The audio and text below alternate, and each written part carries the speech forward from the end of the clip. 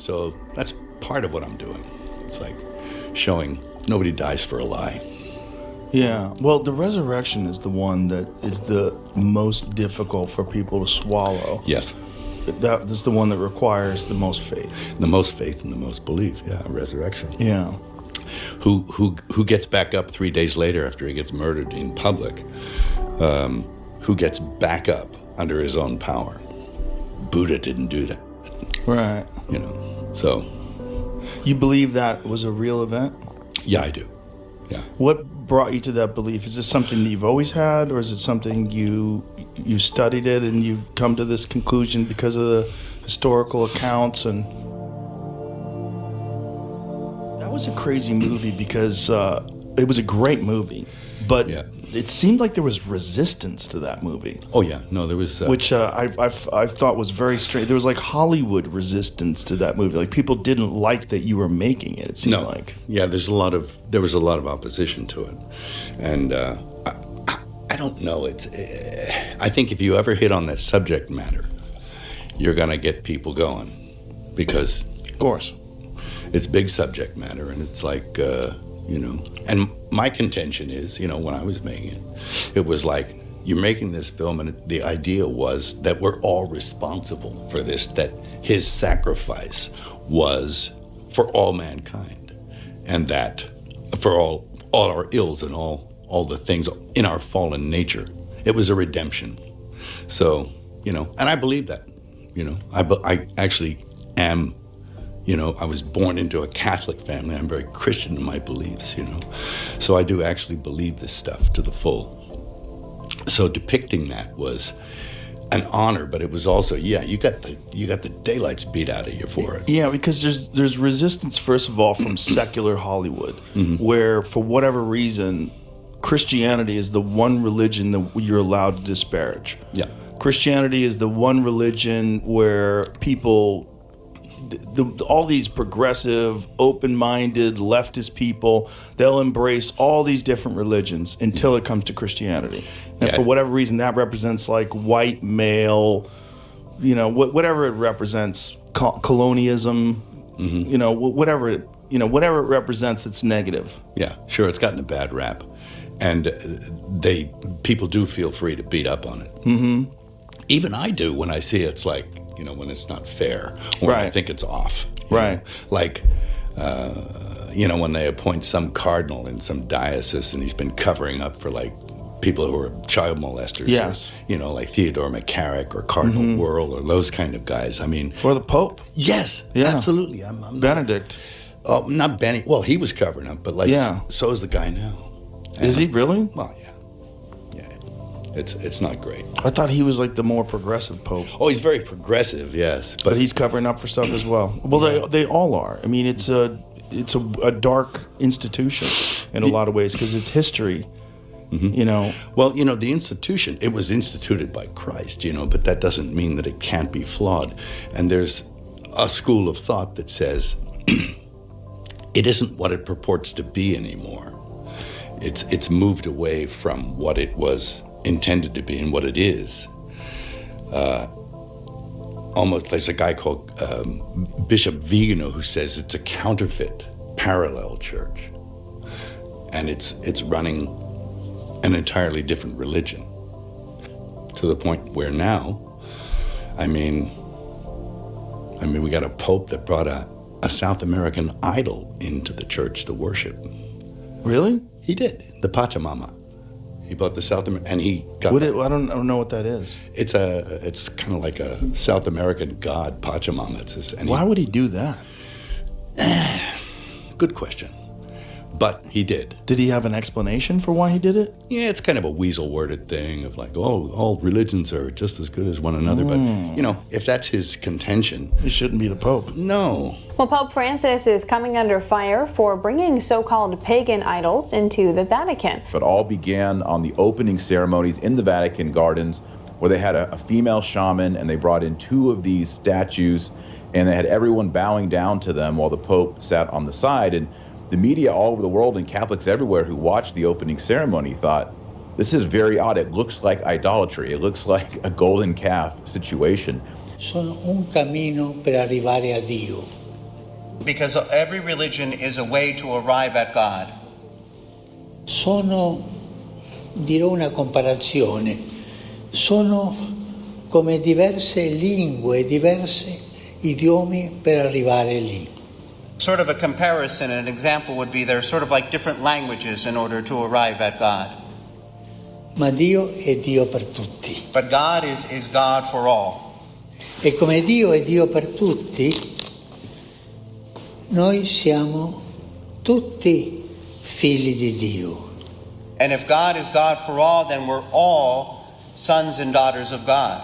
On the weekend, the Pope unveiled a Palestinian nativity scene gifted to the Vatican, featuring a representation of baby Jesus in a kfir, the traditional Palestinian national scarf draped on Jesus' cradle. The pontiff called on believers to remember the brothers and sisters who in Bethlehem and other parts of the world are suffering from the tragedy of war. I mean, how can you be the Pope if you say all religions are just as good? Yeah, we all worship, So, yeah, there's a Pachamama. There you go. So he brought that in. Yeah, into the Vatican. Then the hierarchy even worshipped. They had a ceremony around it outside. What? So, well, that constitutes apostasy. Yeah. That's an apostasy move, all right? Worshipping false gods. Yeah, that's number one on the Mosaic hit list. You know? Moses goes up on the mountain, he comes back down, people are worshiping a golden calf. Yeah. It's that. Yeah. So you can't do that. And for me, that's a departure from that's called apostasy. Right. It's a falling away from it. And the very nature of apostasy means that you have to be part of it to fall away from it. Mm-hmm. So it's an inside job. So what do you think there's a motive behind these things? I don't think probably. What do you think it is? I don't know. But it isn't good. I think we're looking at a world where and this is in the next film I'm going to do, I'm going to try and tackle this question. That there are big realms, spiritual realms. There's good, there's evil, and they are slugging it out for the souls of mankind. And my question is, why are we even important? Little old flawed humanity, why are we important in that process where the big realms are slugging it out over us? And I think there's bigger things at play here. And institutions that purport to touch on the divine are necessarily going to be affected by that slugfest that's going on between good and evil. Right. So this story that you want to tell about good and evil, do you have a script, or is it just a thing in your head?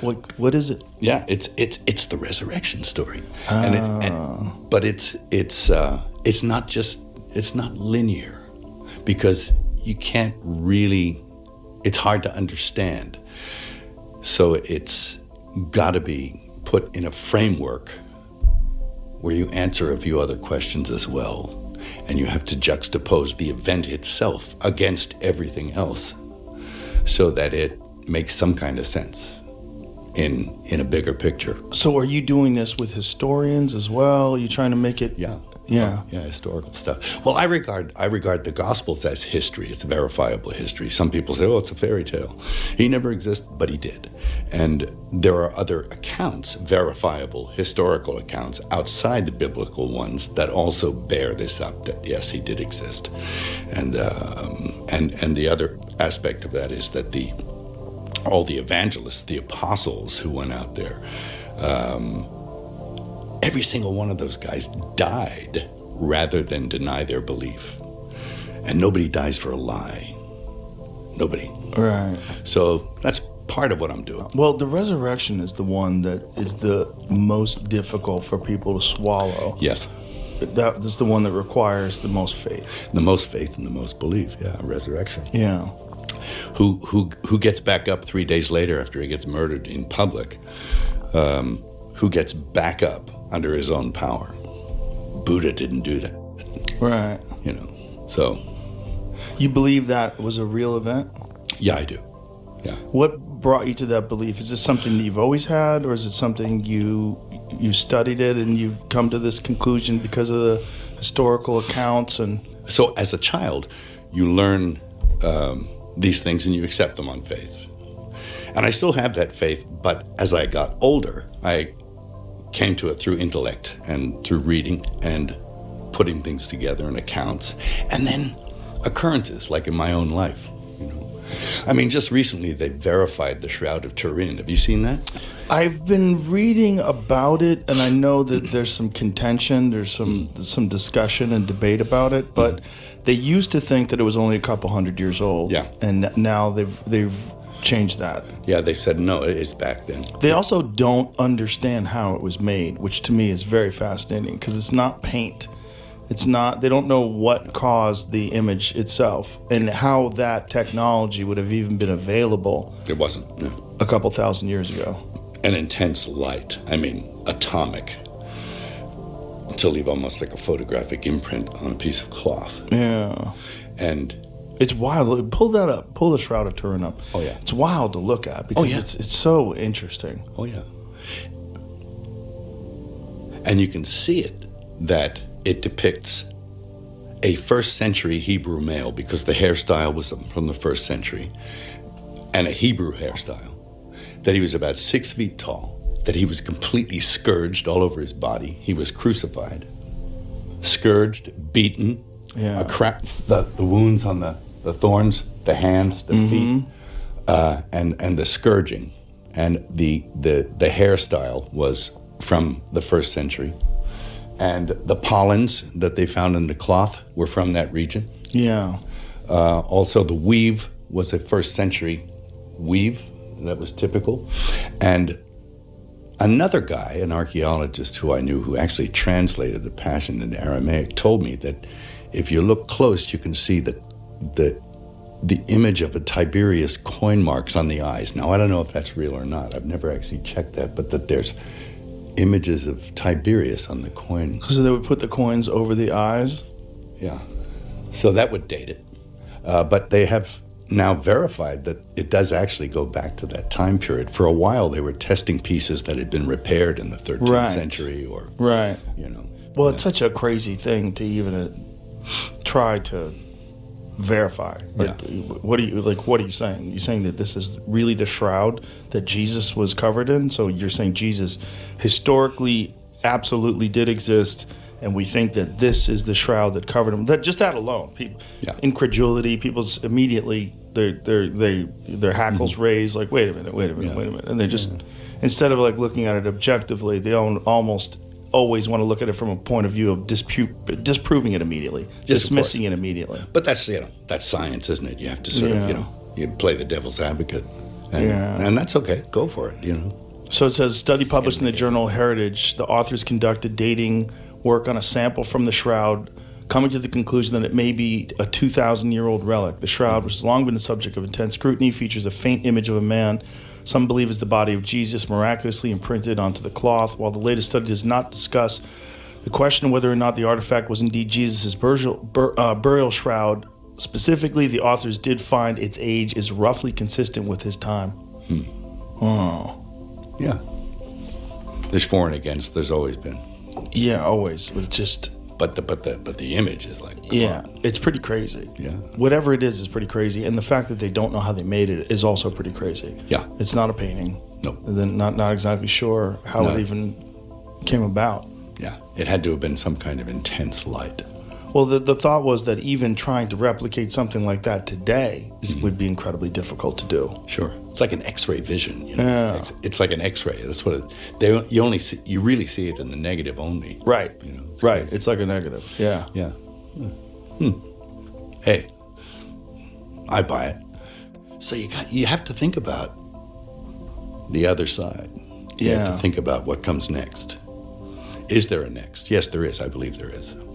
And I think it's depends on how you live now. And the beauty of believing is that even for your transgressions, you can be forgiven. And you can be redeemed. But it's all up here. Right. It's the true acceptance and understanding of what you've done and what you should do. Sure. You have to And look how- at yourself honestly. yes. Yeah. Yeah. Yeah.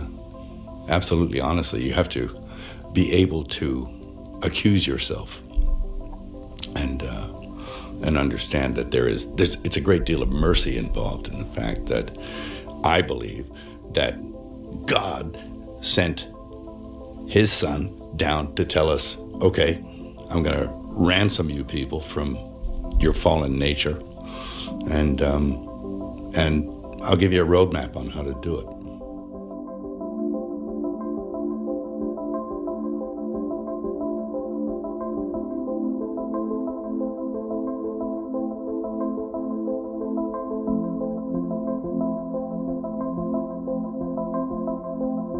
I am Alpha and Omega, the beginning and the end, saith the Lord, which is, and which was, and which is to come, the Almighty. He which testifieth these things saith,